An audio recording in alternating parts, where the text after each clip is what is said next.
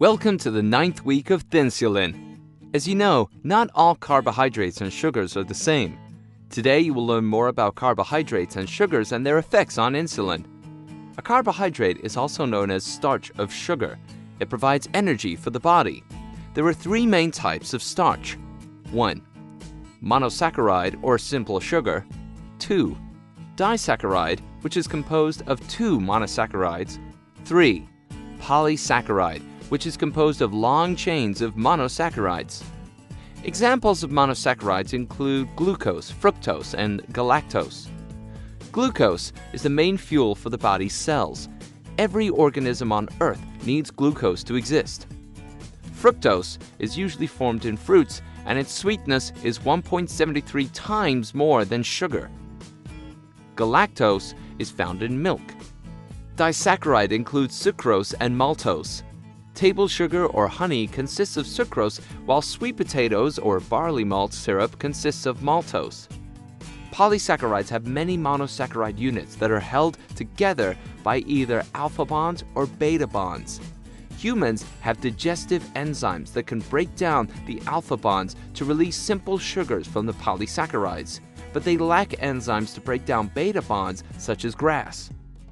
Humans can easily break down starch due to its alpha bond linkages. Cooking food in high heat will break the alpha bonds even faster, causing a quicker release of blood sugar and thus insulin level. Therefore, you will get a greater insulin rise with cooked potatoes than raw potatoes. The same idea goes for processed foods versus raw, unprocessed foods. Red light carbohydrates cause insulin to spike because they are easily broken down to sugar. That's why sweets such as sodas and desserts, grains, and starchy vegetables are considered red light. Yellow light carbohydrates take longer to break down to sugar, but if you eat more than one portion per day, that will eventually spike your insulin level.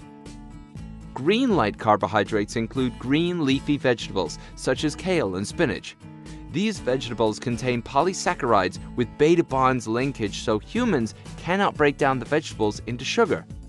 Eating green leafy vegetables will actually lower insulin level. Shirataki is made from the roots of yam, so they're not considered grains, but they're often used to make noodles and pasta.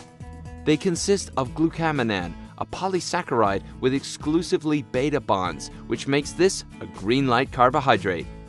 Thank you. This was brought to you by Dr. Charles T. Nguyen and Dr. Du Som Nguyen, the authors of the Thinsulin program, a breakthrough solution to help you lose weight and stay thin. Stay tuned for the next week.